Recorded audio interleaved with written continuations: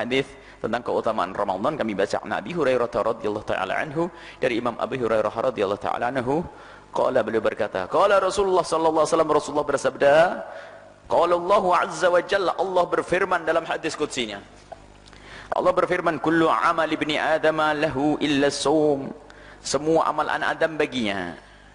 Artinya semua sudah tahu tentang berapa pahalanya, bisa dikira-kira. Illa shaum, kecuali puasa spesial. Fa innahu li, dan shaum hanya untukku. Maknanya apa? Ibadah, maksudnya ibadah Ramadan ini ibadah yang sangat khusus. Sangat khusus, dan memang semua ibadah adalah karena Allah dan untuk Allah. Tetapi kekhususan Ramadan ini, wa ana ajzibi, dan aku yang akan membalasnya. Artinya apa? Akan beri Allah sesuka Allah beri. Jadi kalau pahala ibadah yang lainnya ada tingkatan. Kalau ibadah ini dilipat gandakan 10 menjadi 70, menjadi 700 dan seterusnya. Tapi untuk puasa tidak. Karena di dalamnya ada sabar, di dalamnya adalah sabar dari kemaksiatan, sabar dari sesuatu yang halal, sabar enggak makan dan seterusnya. Maka ana ajzibi, aku akan membalas, aku akan memberi pahala secara khusus. Enggak pakai hitung-hitungan yang selama ini kau fahami dengan setiap kebaikan bi asyri amsalihha akan dilipat gandakan menjadi 10, tidak. Wasyamu junnatun, dan puasa itu jika benar akan menjadi benteng bagimu, menjadi tameng, junnah yang membatasimu dari keharaman, menjauhkanmu dari musibah. Fa idza kana yaumu shaumi ahadikum, jika salah satu dari kalian dalam keadaan puasa, wala yarfuth, jangan sampai kalian tuh ngomong yang tidak baik. Yarfuth, ngomong yang keji, ngomong jorok, ngomong yang tidak pantas. Termasuk kami himbau kalau punya latah itu latah yang baiklah. Ada punya latah yang tidak baik, naudzubillah. Khususnya anak-anak santri tidak pantas. Kalau memang ada punya latah jelek, kalau para santri langsung saja mulutnya dikasih lombok. Karena tidak pantas. Kami mendengar ada santri punya latah tidak baik. Terus apa ini? Latah itu dikir. Latahnya latah kalimat jelek. Ini jangan dianggap main-main. Itu menunjukkan kebiasaannya jelek. Nah ini, maka falerfus, jangan sampai dalam keadaan berpuasa itu ngomong yang jelek, ngomong keji, ngomong jorok. Waliyashab, jangan berteriak-teriak yang tidak berguna. Berteriak, kalau teriaknya memberikan pertolongan pada seseorang, tolong, nggak ada masalah. Tapi nggak ada orang rame sana rame sini. Fa insab bahu ahadun, jika dicaci oleh seseorang, jika kamu diolok oleh seseorang, kau tahu ada orang memerangimu, menyakitimu, falyakul, jangan kau balas dulu, tapi sampaikan, ana shaim, inni shaimun, aku puasa. Barangkali di saat tahu engkau puasa, dia akan menarik daripada kejahatannya. Di sisi lain adalah pendidikan bagimu, karena kau dalam keadaan puasa, jangan kau melakukan pekerjaan yang serupa. Karena caci maki adalah bukan layak, tidak layak bagi seorang yang berpuasa. Walladzi nafsu Muhammadin biyadihi, demi zat yang jiwa Nabi Muhammad ada di tangannya, maksudnya demi Allah, la khulufu fammi shaimi atyabu indallahi min rihil misik, sungguh mulutnya seorang yang berpuasa itu lebih harum di hadapan Allah daripada minyak misik. Mulutnya seorang yang berpuasa adalah harum di hadapan Allah. Harum, kalau sudah begitu artinya sudah harum menurut Allah, ya dengan Allah, ya di surga orang ahli puasa ini. Sehingga sampai para ulama mengatakan bahwasanya karena muncul bau mulut itu biasanya adalah setelah jam 12 siang.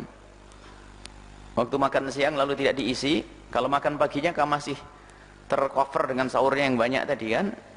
Jadi masih lumayan. Kemudian makan siang ini di saat perut kosong mulai, sehingga waktu makan siang lalu dia tidak makan siang, sehingga keluar bau mulut. Maka dikatakan oleh para ulama fil madhab, dalam madhab Imam Syafi'i yang dikukuhkan bahwasanya makruh menggunakan siwak setelah zawal, setelah tergelincir matahari. Tapi menggunakan siwak pagi seperti ini masih tetap disunnahkan seperti biasa. Tapi kalau sudah tergelincir matahari, maka pakai siwak itu adalah makruh. Ini adalah pendapat yang dikukuhkan dalam madhab Imam Syafi'i. Maka jangan siwakan setelah tergelincir matahari. Cuma di sini tidak merupakan kesepakatan.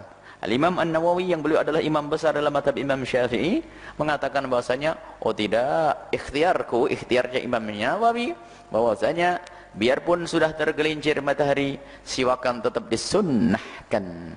Sebab asal sunnahnya siwak sangat kuat. Laula an asyukku ala ummati la amardhum bisiwaki inda kulli salat.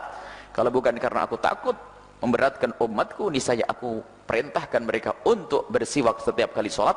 Wa fi riwayatin inda kulli wudu'in, dalam riwayat setiap kali wudu. Adapun yang dimaksud bau mulut itu bukan bau mulutmu itu. Allah senang dengan kebersihan. Allah senang dengan kebersihan, kata Imam Nawawi. Sehingga yang dimaksud bau mulut itu adalah bau mulut yang memang tidak bisa dihilangkan, bukan karena mulutmu yang kotor itu, bukan. Akan tapi bau mulut daripada buah puasamu, yaitu bau mulut yang datang dari perut. Perut itu kan pertama ada isinya, kemudian kosong. Kemudian dari perut kosong ini lihat, di situ akan di saat ada gerakan kita akan tertekan sehingga sesaat naik ke tenggorokan kita, masuk ke atas. Jadi bau mulut yang dari perut kosong yang lapar itulah yang dianggap oleh Allah lebih harum dari bau misik, bukan bau mulutmu yang kotor itu, bukan. Jadi tetap kau sunnah untuk membersihkan mulutmu dengan siwak. Ini adalah hujahnya Imam Nawawi rahimahullahu taala.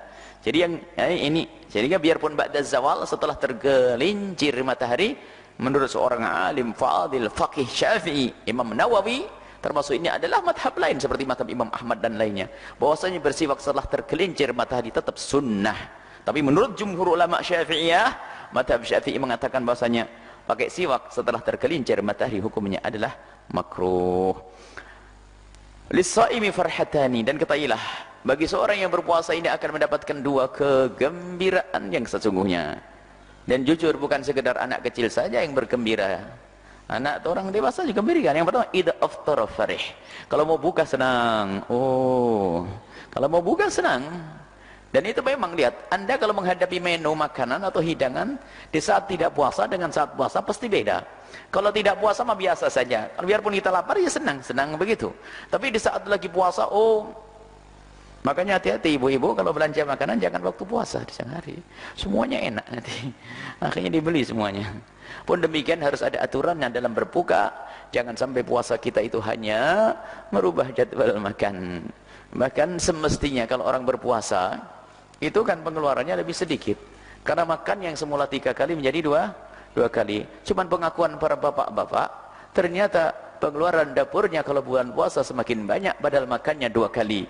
Ini yang salah siapa? Bapak-bapak atau ibu-ibunya? Tanyakan ini. Jadi ketahuilah ini. Jadi jangan sampai kita ini masih menuruti hawa nafsu urusan makan-makan, sehingga hanya merubah jadwal makan saja. Ini bermasalah juga. Wa idza laqiya rabbahu fariha bi shaumihi. Kalau nanti bertemu dengan Allah akan bahagia gembira dengan puasanya. Ruhul Bukhari wal lafdhu lahu wa Muslim. Hadis ini diriwayatkan oleh Imam Bukhari dan lafadznya juga dari Imam Bukhari. Wa fi riwayatin, dan dari riwayat dari Bukhari, Imam Bukhari rahimahullah taala, seorang berpuasa itu yatruku ta'amahu, meninggalkan makanannya, wa syarabahu, dan minumannya, wa syahwatahu, dan syahwatnya, min ajri, karenaku. Lihat, syahwatnya yang bergolak ditahan karena dia puasa karena Allah, lapar dahaga ditahan untuk tidak makan karena Allah. As-sawmu li wa ana asbibi, maka aku akan memberikan pahala khusus untuk orang ini. Wal hasanatu bi asri amthaliha. Tapi ingat, setiap kebaikan kan cuma 10 kali lipat, tapi untuk puasa tidak. Allah akan berikan pahala puasa sesuka Allah kasih, dan Allah angkat derajat orang berpuasa sesuka Allah angkat derajat orang yang berpuasa. Semoga Allah menggolongkan kita adalah orang-orang yang benar dalam berpuasa, sehingga kita sampai kepada hasil yang kita nanti-nanti, yaitu la'allakum tattaqun, engkau menjadi orang yang bertakwa, dekat kepada Allah, dicintai oleh Allah, diberi pahala khusus oleh Allah Subhanahu wa taala, bergembira di saat bertemu Allah Subhanahu wa taala. Wallahu a'lam bissawab.